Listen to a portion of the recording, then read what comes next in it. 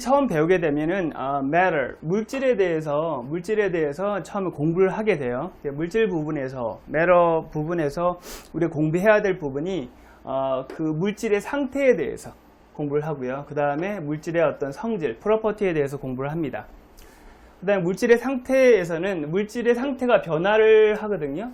상태가 어떻게 변화를 해? 솔리드라는 형태.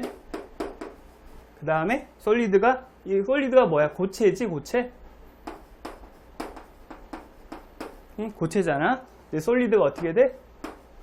가열을 시키면 어떻게 됩니까? 리퀴드가 되지? 리퀴드가 되지? 그제? 리퀴드를 또 가열시키면 어떻게 돼? 가스가 되지? 이런 식으로 솔리드의 물질마다 어떠한 상태가 있단 말이야. 고체 상태, 액체 상태, 그 다음에 가스 상태. 이런 상태로 이렇게 변화를 일으킨단 말이지. 그 각각의 상태에 대해서 우리가 공부를 또 해요. 됐습니까? 리퀴드는 액체라고 하죠.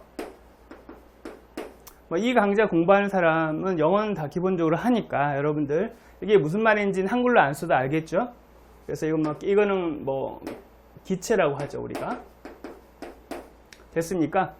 그래서 요런 상태의 변화를 거치고 어떻게 하면 상태가 변화가 되는지 기본적으로 어떻게? 뭐에 따라서 온도와 그리고 프레셔, 템퍼레이처와 그 다음에 프레셔에 따라서 이런 상태들이 물질의 상태들이 변화를 일으킵니다. 그래서 이 부분에 대해서 공부를 할 거고요. 그 다음에 그 물질이 어떠한 특성을 가지고 있는지, 그 특성 중에 보일링 포인트. 보일링 포인트는 뭐야? BP라고 우리가 쓰고요. 이거는 끓는 점이에요. 끓는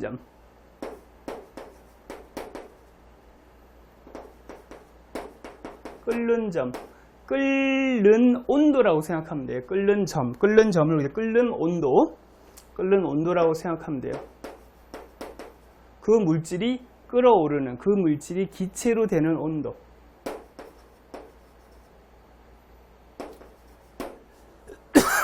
됐습니까? 그 다음에 멜팅 온도는 녹는 온도겠죠? 멜팅 포인트니까. 녹는 온도. 그죠? 녹는 점이라고도 부르고요. 녹는 온도인 겁니다. 녹는 온도. 됐습니까? 그 다음에 스페시픽 hit은 뭐야? 어떠한 물질 1g을 1도씨 올리는데 필요한 에너지, 열, 그거를 우리가 스페시픽 hit이라 그래요. 됐습니까?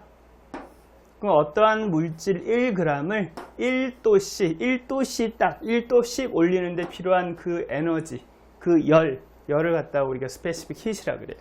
됐습니까? 그래서 단위도 어떻게 돼? 단위도 에너지 단위 줄, 퍼, 그램, 도시, 이런 식으로 이런 단위를 쓰게 돼요. 지금 너무 어렵다고 생각하는데 이런 단위 지금 필요 없어요. 스페시픽 hit이 무엇인가 정도만 이해하면 돼. 어떤 물질 1g을 1도씩 올리는데 필요한 에너지, 요 Q가 이제 열이라는 건데 에너지라고 생각하면 돼요. 에너지. 필요한 에너지. 그래서 어떤 물질 1g을 1도씩 올리는데 필요한 에너지, 그걸 우리가 스페시픽 hit이라고 합니다. 그러면 어떤 물질의 온도 높이가 만약에 스페시픽 hit을 우리가 이제 C라고 이렇게 조그만 C, 스몰 C로 표시하는데 스페시픽 hit이 굉장히 크대. 어떠한 물질의 스페시픽 hit 요게 굉장히 크대.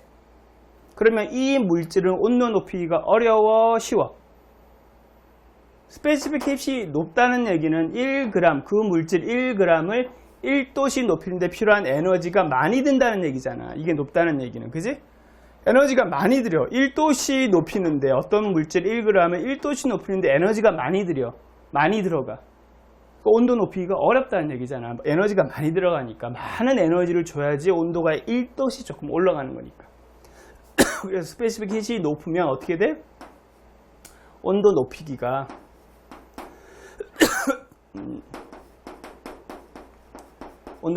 어렵다. 그지?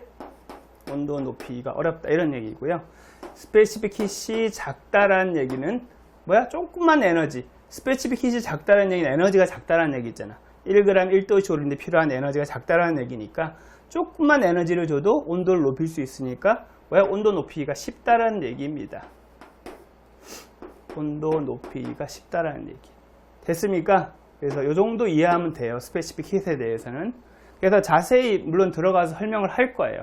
대충 여러분들 이제 기초 과정이니까 이런 게 뭐다 정도만 이해하시면 되겠죠. 됐습니까? 자, 그 다음에는 여러분들 덴서티는 밀도라고 해요. 덴서티는 밀도라고 한국말로 하면은 밀도라고 합니다. 빡빡한 정도. 그래서 뭐야? 밀도는 뭐야? mass over volume입니다. mass over volume. 요게 m이 스몰 m이 mass예요. mass가 뭐야? 질량이죠. V는 볼륨이에요. 볼륨. 그렇죠? mass over volume. 그러니까 어떠한 부피를 차지하는 그 질량을 나타내는 거야. 그럼 결국은 이 덴서티는 뭐야? 어쨌든 mass가 들어가잖아, 분자에. 그러니까 이 mass가 크면 클수록 덴서티도 큰 거지. 볼륨이 크면, 이게 커지면 전체적으로 이 값은 어떻게 돼? 작아지지? 근데 이게 커지면, mass가 커지면 어떻게 돼? 전체적으로 이 값이 커지지? 여기까지 이해됐습니까? mass가 커지면 전체적으로 뭐야? 요 덴서티 값이 커진다고.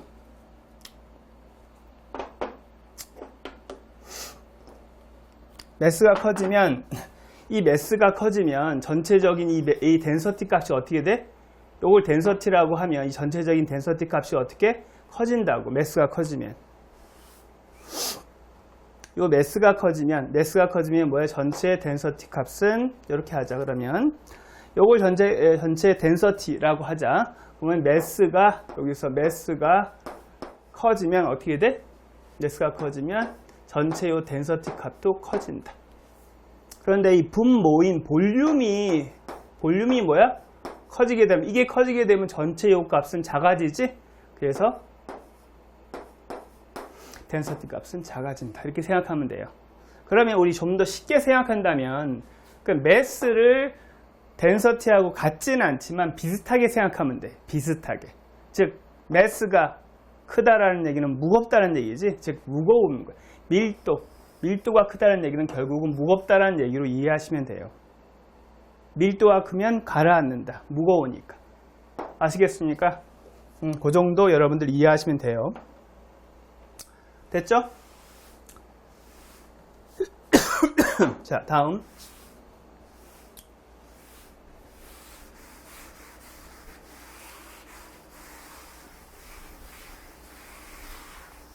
자, 다음 봅시다.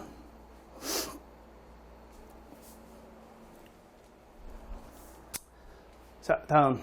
자, 그 다음에 이제 물질의 상태. 아까 스테이트에 대해서 공부한다고 했죠? 자, 물질의 상태는 뭐야? 세 종류로 나눈다 그랬잖아. 제일 첫 번째 단계 요건 솔리드 단계죠. 솔리드 단계. 그 다음에 요거는 이제 리퀴드 단계죠. 그 다음에 요건 가스 단계. 그래서 솔리드 단계는 뭐야? 모레큘과 모레큘이 어떻게? 모레큘과 모레큘이 따닥따닥 붙어 있어. 꽉 끌어안고 있어. 그래서 빈틈이 굉장히 작죠. 그죠? 따닥따닥 끌어안고 있기 때문에 얘네들이 움직여 못 움직여. 서로 꽉 끌어안고 있으니까 못 움직여. 그죠? 못 움직이는데 제자리에서 바들바들 떠는 운동. 그걸 바이브레이션이라고 하는데 바이브레이션 운동밖에 못 합니다. 그 다음에 이제 리퀴드로 가면 조금 더 느슨해져. 빈 공간이 좀 더 많아졌죠. 그래서 모레큘과 모레큘이 연결은 되어져 있어. 스프링 같은 거로 연결은 되어져 있는데 이게 솔리드에 비해서는 좀 느슨하게 연결되어 있죠. 그래서 꿀럭꿀럭 모레큘과 모레큘이 스프링으로 연결되어 있으니까 꿀럭꿀럭 거리는 거예요. 그래서 빈 공간도 많고요. 서로 얘네들 꿀럭꿀럭거리니까 움직이기도 해. 그럼 움직이는 거, 서로 이렇게 움직이는 거. 아까는 제자리에서 진동만 했지만 얘는 꿀럭꿀럭거리면서 이렇게 움직일 수도 있단 말이야. 꿀럭꿀럭. 그지? 그래서 그 움직이는 걸 트랜스레이션이라고 합니다. 움직이는 거. 그 다음에 바이브레이션은 기본적으로 하고, 제자리에서 진동하는 거. 그 다음에 로테이션은 뭐예요? 두 개가 연결되어 있으면 요게 모레큘이고 요게 모레큘이야. 그럼 얘가 로테이션은 이렇게 움직이는 거, 이렇게 도는 거. 이런 걸 로테이션이라고 합니다. 그 다음에 이제 더 가열시키면 우리가 가스 상태가 되는데, 가스 상태는 연결된 게 없어. 모레큘하면 이렇게 슝슝 날아다녀. 이렇게 날아다녀. 그래서 모레큘과 모레큘 사이에 빈 공간이 굉장히 많은 거죠. 그래서 이 빈 공간이, 그래서 모레큘과 모레큘 사이즈에 비해서 이 빈 공간이 굉장히 커요. 이 모레큘은 사실 선생님이 가장해서 그린 거지, 사실 이 점보다도 굉장히 더 작아요. 우리 눈에 안 보이니까, 가스는. 우리 눈에 안 보이잖아. 그래서 그 모레큘 입자가 굉장히 작은 거예요. 이 점 찍은 것보다 훨씬 더 작아. 거기에 비해서 이 모레큘과 이 모레큘 사이의 이 빈 공간은 상대적으로 굉장히 큰 겁니다. 이 모레큘 사이즈에 비해서. 알겠어요? 그래서 굉장히 모레큘과 모레큘 사이의 거리가 굉장히 멀리 떨어져 있다라고 생각해야 돼요. 선생님이 이제 표시하다 보니까, 여러분들 설명하다 보니까 모레큘을 이렇게 크게 그린 거지, 사실 모레큘은 우리가 이 칠판에 표시할 수 없어. 눈에 안 보이니까. 그래서 그냥 굳이 여러분들을 설명하기 위해서 그려 놓은 겁니다. 그리고 모레큘과 모레큘 사이의 거리는 이 모레큘 크기에 비해서 훨씬 멀리 떨어져 있다. 그걸 좀 기억하시면 되겠습니다. 그래서 당연히 얘는 뭐예요? 자유롭게 움직일 수 있으니까 트랜스레이션 운동이 있고요. 그 다음에 제자리에서 진동할 수 있죠. 바이브레이션. 그 다음에 얘가 이게 모레큘이 이게 돌 수도 있단 말이에요. 그래서 로테이션 운동도 당연히 하고요. 그래서 여기서 이쪽 솔리드에서 리퀴드 가스로 갈수록 뭐야? 에너지 상태는 당연히 높겠지. 운동량이 이쪽이 더 높을 거 아니야. 자유자재로 움직이고 얘는 묶여들이 있잖아. 그래서 얘보다는, 얘는 꽉 끌어안고 있으니까 운동량이 제일 작고요. 그나마 얘는 좀 느슨하게 연결되어 있으니까 운동량이 얘보다는 크고, 얘는 연결고리가 없으니까 정말 자유롭게 움직이니까 운동량이 굉장히 크겠죠. 그래서 솔리드, 리퀴드, 가스로 갈 때 에너지가 점점점 커지는 겁니다. 엔트로피가 아니고 에너지죠. 에너지가 점점 커지고, 그 다음에 엔트로피는 무질서도라고 해요. 무질서 할수록 엔트로피는 큰 거야. 무질서도라고 이해하면 돼.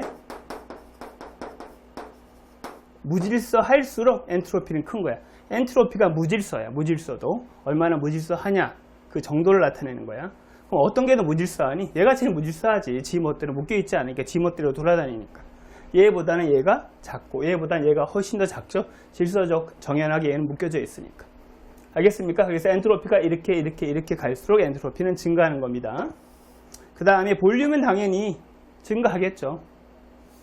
솔리드, 리퀴드, 가스로 갈 때 모레큘 우리가 기준으로 봤을 때 모레큘 3개만 생각해보자. 3개가 차지하는 부피. 그건 요만큼이지. 요만큼이 모레큘 3개가 차지하는 부피. 액체 모레큘 3개가 차지하는 부피는 요만큼이지. 그지? 그럼 기체 3개가 차지하는 부피는 이 정도 되니까. 그죠? 솔리드, 리퀴드, 가스로 갈수록 볼륨은 증가하는 겁니다. 그럼 덴서티는 어떻게 될까? 볼륨이 증가할수록 덴서티는 감소한다 그랬잖아. 그러니까 이쪽으로 갈수록 덴서티는 감소하는 거죠. 기체가 더 가볍잖아, 제일. 덴서티가 그건 무겁다고 했죠? 그러니까 당연히 이게 더 무겁죠. 빽빽하게 차 있잖아, 얘는. 자, 다시. 자, 솔리드, 리퀴드, 가스로 갈 때 볼륨이 증가한다 그랬지. 볼륨이 증가하면 덴서티는 감소한다 그랬지. 덴서티가 아까 뭐라 그랬니? mass over 볼륨이니까. 어떻게 볼륨이 증가하면 전체 덴서티는 감소하잖아. 그지? 그래서 일로 갈 때, 솔리드, 리퀴드, 가스로 갈 때 볼륨이 증가하니까 덴서티는 어떻게 돼? 일로 갔을 때 감소한다. 됐습니까? 덴서티는 선생님이 무겁고 가벼운 정도라고 이해해도 된다 그랬지? 어떤 게 더 무거울 것 같니? 얘가 빽빽하게 차있는 얘가 더 무겁겠지. 되겠습니까? 요 정도로 이해를 하시면 되겠습니다.